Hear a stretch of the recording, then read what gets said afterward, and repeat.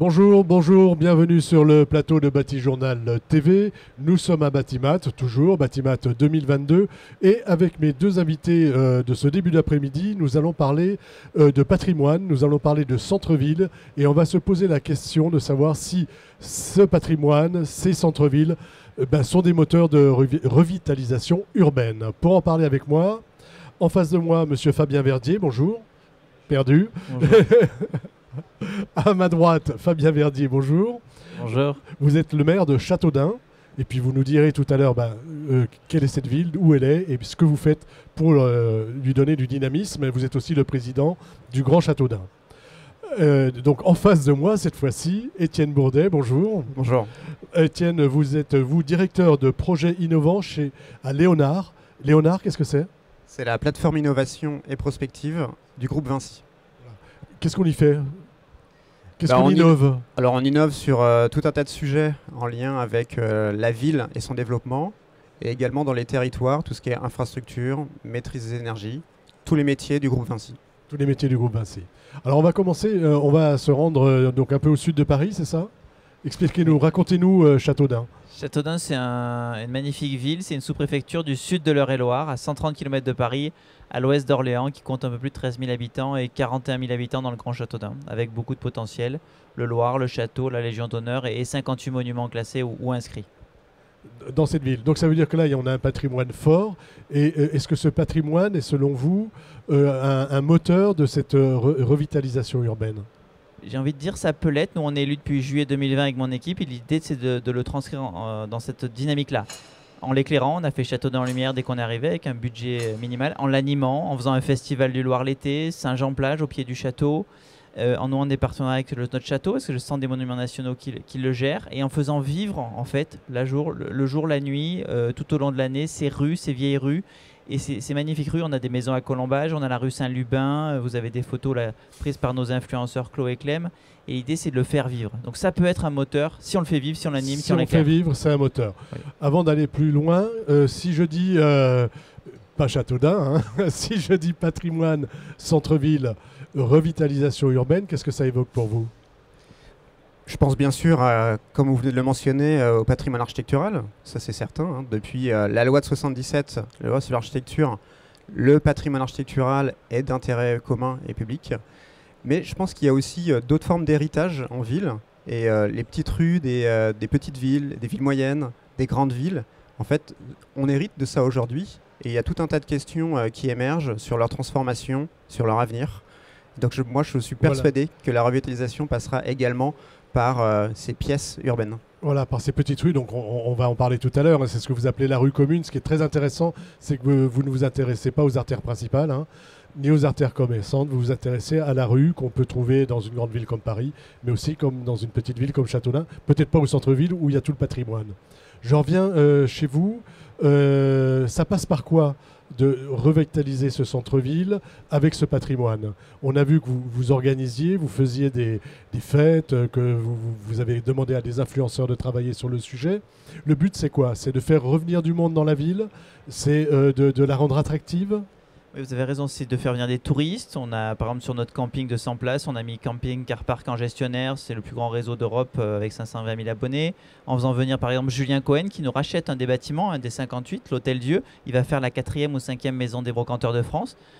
Il y a 10 jours, dimanche fin septembre, il y avait des milliers de personnes à Châteaudun qui venaient de partout, d'Orléans, du Mans, de Paris et d'ailleurs pour acheter et consommer. Et donc faire travailler nos 30 restaurants ou nos 130 commerces. Donc c'est faire venir du monde en dynamique touristique, en dynamique journalière le dimanche ou dans une dynamique économique plus large.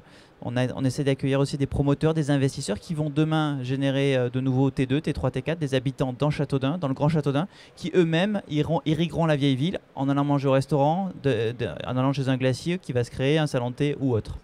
Cette vieille ville, ce centre-ville, est-ce qu'il y a encore des habitants? Est-ce qu'il y a des gens qui y vivent? Et est-ce qu'ils y vivent dans de bonnes conditions? Oui, ils y vivent. On a de moins en moins de logements vacants à Châteaudun. On y travaille. On a un fichier LOVAC. On travaille sur la vacance, appartement, maison, et on vise à le faire baisser avec les partenaires immobiliers, avec les notaires, avec les agences immobilières. Oui, il y a des locataires et il faut qu'il y en ait encore plus. C'est-à-dire qu'on continue à investir dans la vieille ville pour qu'il y ait des habitants à l'étage et qu'il y ait des commerces au rez-de-chaussée. Ça, c'est l'idée. C'est indispensable, ça, ou pas? Qu'il y ait des habitants en ville? Oui, c'est très important. Ça évite le déplacement fortement en voiture, ça permet d'aller chez le commerçant. On a 5-6 boulangers à Châteaudun de grande qualité, et donc c'est très important qu'il y ait des habitants à l'étage. Et puis nous, ça nous génère aussi des recettes au niveau de la ville. Donc c'est ça aussi qui permettra de demain, par le patrimoine, revitaliser notre vieille ville ou l'ancienne ville. Alors, patrimoine, je sais que vous êtes aussi vous vous intéressez beaucoup aux labels finalement. C'est intéressant les labels, vous m'avez donné un petit document tout à l'heure, vous avez 5 ou 6 labellisations, c'est ça? Tout à fait, on est ville active et sportive avec Delaurier au niveau sportif, on est bien sûr dans les sites et cités remarquables de France, et je pense à Martin Malvy. C'est par eux que vous Malvy, êtes venus jusqu'ici. C'est avec eux, donc je veux saluer Martin Malvy et toute l'association derrière, parce qu'on a ce patrimoine remarquable. Alors, il est vert avec le Loir, on a cet écrin de verdure, on a une île de Chemard, tu peux habiter sur une île à Châteaudun, on a 23 hectares au Bois des Gars, on a un écrin de verdure très puissant à Châteaudun, et on a la pierre. On a un patrimoine naturel et un patrimoine historique. Le château, il est à la fois du niveau médiéval et de la Renaissance. Donc on a des siècles d'histoire à travers ces maisons à colombage, ces ruelles, la ruelle Saint-Lubin, la rue du Château, la place d'Arclos, le Mail, où on fait Châteaudun Petit Montmartre, où on encourage à peindre notamment l'été. Voilà. C'est par tout ça, je pense, qu'on fera vivre notre vieille ville, notre centre-ville, et donc la ville de Châteaudun. Ce centre-ville, il était endormi. Est-ce qu'il avait besoin d'être... Comment ça se passe? On connaît, moi je vous disais tout à l'heure en préparant, je vis pas à Paris, je vis dans des petites villes pas très loin d'ici et qui sont très difficiles à revitaliser finalement quand on est proche de Paris. Est-ce qu'il y avait encore des habitants? Est-ce que vous avez un gain en population? Comment ça se passe? Alors, au bout de 2 ans, il est un peu trop tôt pour en parler. Et puis, il y a eu le Covid. C'est un travail de 20-30 ans. Oui, c'est un grand travail. Voilà, il y a encore beaucoup à faire. Mais avec la maison des brocanteurs de Julien Cohen, en faisant venir des touristes, en encourageant la baisse du niveau de vacances de logement, où on est encore qu'à 266 logements vacants. Il y a quelques années, on était à 700, il y a 7, 8, 10 ans. Et donc, en baissant le nombre de commerces vacants, c'est comme ça qu'on revitalisera pleinement nos centres-villes. Et en faisant des animations, en éclairant la nuit et en faisant des petits circuits en ville où on crée du tourisme, de la vitalité, de l'envie de se balader à pied, des marchés nocturnes, etc., etc. Vous voulez que les Parisiens viennent habiter chez vous ou pas? Tout à fait, on est dans le programme Paris Je te quitte. On cherche à avoir des investisseurs. On en a déjà plus de 300 millions d'euros d'investissement privé dans le territoire, présent et à venir. On a Safran, on a dans l'aéronautique, on a beaucoup de développement. Et oui, des personnes viennent d'ailleurs parce qu'on a des néo-ruraux, des nouveaux habitants qui viennent de l'Île-de-France et qui trouvent que c'est moins cher. À Châteaudun, tu as une maison avec 500 mètres carrés de jardin à 150 000 euros, à 130 km de Paris. Et on a quoi? On a du TGV? On a 1h30 en train et 1h25, 30 en voiture, ça dépend où on va. On est à 1h20 de Meudon par exemple. Vous avez des rues dans Châteaudun où il y a des voitures d'un côté, de l'autre côté, peu de trottoirs. Ça existe encore? Oui, bien sûr, des rues où les trottoirs sont pas assez bien refaits, pas assez larges. On a 80 km de route communale à Châteaudun, par exemple. On va aller voir avec vous comment on peut revitaliser aussi ces rues. Expliquez-nous un petit peu votre programme, ce que vous avez fait et ce à quoi vous réfléchissez. Disons que la rue commune, donc le projet que je porte et qui est soutenu par l'ADEME, ça part d'un constat qui est proche du vôtre. Il peut y avoir en fait une forme d'insatisfaction, même de contestation de ce qu'est l'espace public aujourd'hui. Et donc il faut tout faire pour que les citoyens demeurent, restent, habitent là où il y a du logement, bien sûr. Et il y a du logement en centre-ville qui est souvent peu valorisé. Exactement. Et donc pendant les étapes de confinement, avec des partenaires, l'agence Richet Associés et Franck Goutet Consultants, on a décidé d'écrire un texte de plusieurs pages qui allait un peu transmettre par un papier ce qu'on voyait par nos fenêtres. Et donc ces vides qui se vidaient, ces espaces publics qui étaient statiques, ces voitures finalement qui ne bougeaient plus. Et donc c'est parti de ce constat. Il y a un énorme potentiel et donc c'est à nous d'inventer et de proposer une méthodologie de transformation de ces rues. Voilà. En gros, j'ai une rue avec ce que je disais tout à l'heure, des voitures garées d'un côté, voire de l'autre, un petit espace public au milieu pour les voitures et puis des trottoirs pas très larges. C'est ça que vous voulez transformer? Exactement. Ça, c'est vraiment un héritage du 19e, du 20e siècle. La rue sert au stationnement ou au déplacement des voitures. Et donc le piéton a un espace qui est minoritaire. On pense qu'au XXIe siècle, on peut totalement changer ça et faire en sorte que le piéton, qui est un peu un électron libre, lui, normalement, on ne devrait pas le canaliser sur un trottoir essentiellement. on se dit qu'on peut transformer et inventer cette rue au XXIe siècle pour avoir peut-être moins de voitures, libérer de la place également, retour de biodiversité, et puis surtout imaginer de nouvelles formes de mobilité, mobilité active, le vélo et bien d'autres choses à inventer encore. Voilà. Donc en fait, en gros, hein, c'est faire partir les voitures de ces rues et les emmener ailleurs, éventuellement dans les parkings, ou même arrêter la voiture. Hein. Alors pas totalement, et c'est pour ça que notre sujet, pour le moment, je dirais, ne se prête pas complètement à toutes les villes. Il faut qu'il y ait des transports en commun développés, et ça, on mise sur le report modal. On ne peut pas priver finalement les citoyens de modalités de transport, que ce soit la voiture, le bus, ça le doit métro. pas être une punition. Exactement. Donc il faut toujours qu'il y ait une forme de report, et c'est pour ça que l'éligibilité à implanter des rues communes dans une ville, dans un territoire, il y a quand même des prédispositions à avoir, et donc on ne peut pas faire ça partout. Alors avant d'aller plus loin hein, dans le projet que vous avez réalisé, qu'est-ce que vous en pensez en tant que maire d'une commune de 13 000 habitants ? C'est intéressant. Nous, on a des petites rues dans la ville. Je ne pense pas là où il y a tous nos commerçants qui sont finalement assez regroupés. Mais les petites rues que j'indiquais tout à l'heure, la ruelle Saint-Lubin, etc., ça peut être un parcours fort. Nous, entre le Loir et le château, il y a on a 5 passages entre notre Loir et le château. C'est en montée. Châteauneuf, c'est une ville sur un promontoire rocheux. Et il y a des chemins, alors un peu escarpés, un peu qui montent, hein, mais où on peut plus dialoguer entre la nature et l'histoire et le patrimoine. C'est plus facile chez vous peut-être ? Peut-être. Alors après, on a moins comme le disait Étienne Bourdet, on a moins de bus ou autre. On n'a pas de tramway, évidemment, on est une ville moyenne. Donc c'est plus ça aussi. Voilà, à réfléchir à la voiture en province, on sait que c'est très important. On revient sur la rue commune, un projet citoyen. C'est pas que la phosphorescence des gens de chez Vinci. Oui, parce qu'on est parti aussi d'un constat, c'est que le retrait de la voiture des villes, c'est un sujet un peu délicat. C'est-à-dire que l'acceptation de ce sujet est relativement faible. Et donc, même si on arrive à identifier les nuisances de la voiture, hein, pollution sonore, atmosphérique ou autre, finalement, se passer de sa voiture, aujourd'hui, c'est assez compliqué. Et donc, on a décidé de lancer une consultation citoyenne en France pour justement faire émerger la traduction des enjeux du point de vue du citoyen sur la transformation de la rue au XXIe siècle. Et les résultats sont assez étonnants. Alors allons-y sur les résultats et ceux qui vous étonnent. Ce qui m'étonne, c'est que déjà le regard de l'expert est un peu biaisé, et c'est pour ça qu'on a fait en fait cette consultation. On s'est dit que pour s'attaquer à des sujets aussi sensibles, il fallait être certain qu'on allait trouver en fait des consensus. Et donc on s'est dit que ce soit à l'échelle nationale ou à l'échelle de la rue, c'est extrêmement intéressant d'impliquer le citoyen dans cette démarche. Et que la transformation de l'espace public peut aussi passer par la concertation à une échelle ultra-locale. Qui est la rue ? Qui est la rue, tout simplement. Et si on arrive à créer les conditions du débat et peut-être à co-construire un projet et à se dire la rue qu'on a aujourd'hui, elle peut devenir un scénario souhaitable par tout un tas d'acteurs, que ce soit les riverains, mais aussi les usagers, les commerçants ou autres, et bien là, peut-être qu'on pourra questionner le retrait partiel de la voiture sur ces bases-là. Voilà. Vous avez déjà interrogé les citoyens quand vous attaquez par quoi ? Par le retrait de la voiture tout de suite ? Ou comment vous leur expliquez les choses ? Je pense qu'il faut expliquer l'inconfort actuel, d'où il vient, et cette notion d'héritage de la rue qui a été construite pour principalement la voiture en fait, aujourd'hui. Et donc si on arrive à mettre sur la table différents futurs souhaitables, je pense qu'on peut guider les gens dans une nouvelle direction, tout simplement. Et moi, je crois vraiment dans la co-construction du projet. C'est ce qui permettra de s'attaquer en fait au sujet sensible.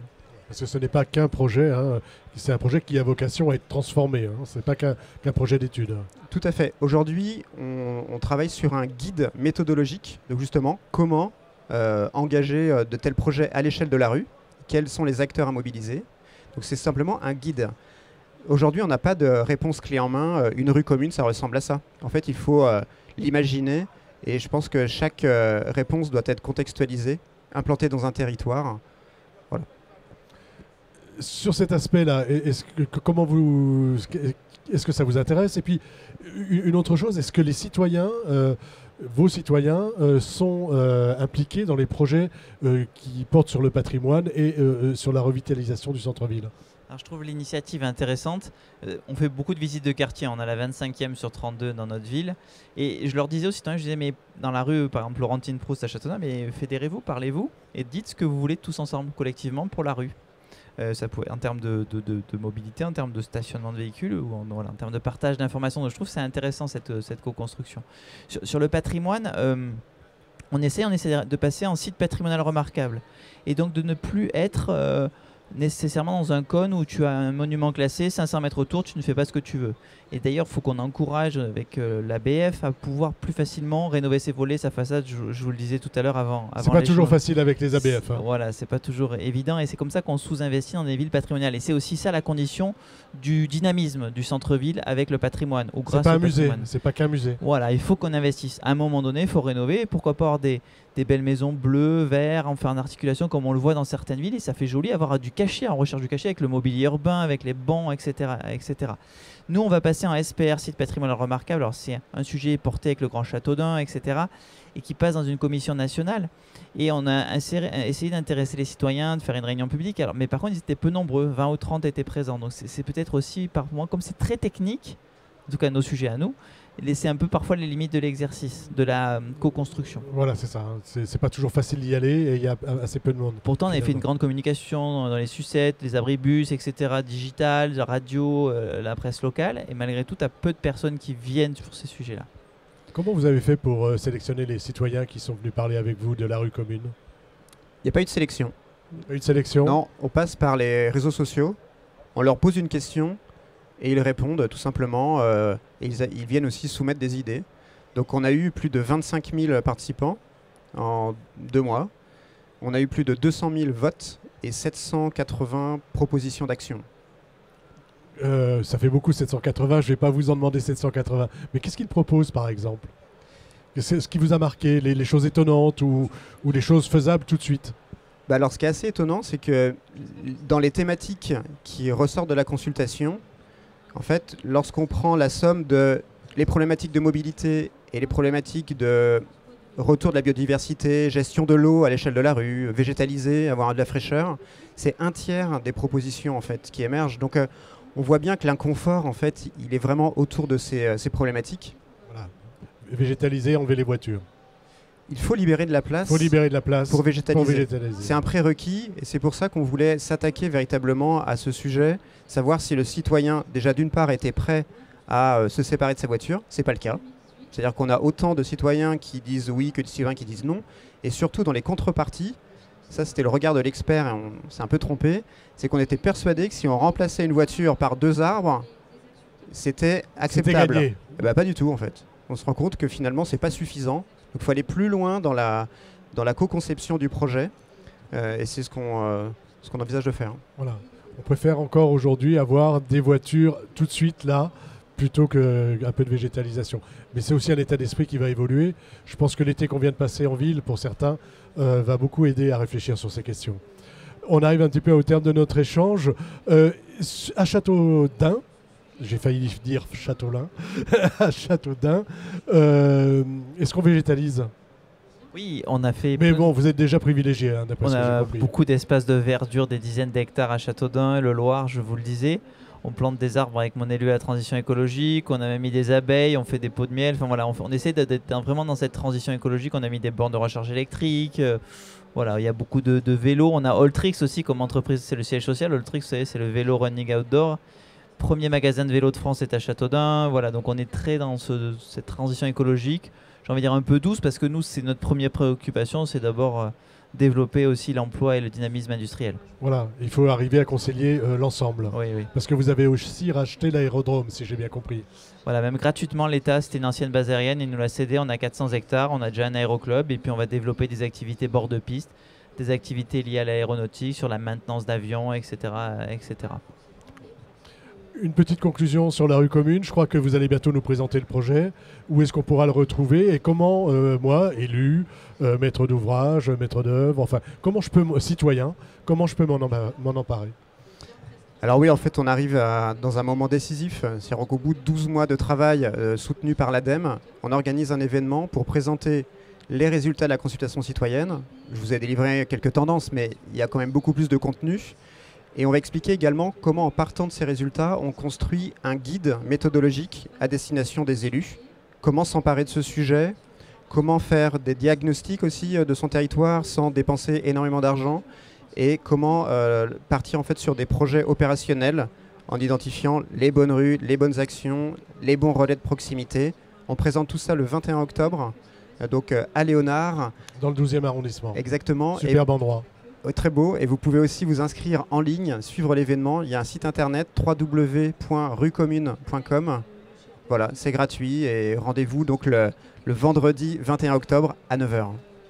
Fabien Verdier, vous avez le mot de la fin sur cette revitalisation centre-ville. C'est très intéressant, merci pour votre démarche. C'est inspirant pour nous les élus, pour l'association Cité de France que je représente aujourd'hui. Et moi j'ai envie de dire par rapport à votre question initiale, comment le patrimoine existant peut revitaliser les centres-villes, j'ai envie de dire par plein de manières. On a dit l'animation, l'éclairage, de la peinture, de la culture, de l'animation, votre travail urbanistique où on redonne de la place aux piétons. Voilà, et en faisant venir du monde et des touristes, je pense qu'il y a énormément de manières de le faire, et il faut le faire tous ensemble. Voilà, mais vous avez un petit avantage, c'est que vous avez un beau patrimoine. Merci, oui, tout à fait. Merci messieurs d'être venus sur le plateau de Bâti Journal TV nous parler donc de la revitalisation des centres-villes par le patrimoine, par des expérimentations très intéressantes sur la rue commune. Une émission donc à retrouver sur notre site internet Bâti Journal TV bien sûr, et sur les sites de nos partenaires que sont France Bois Forêt et le magazine Atrium consacré au patrimoine et à la restauration. Merci à vous. Merci. Merci.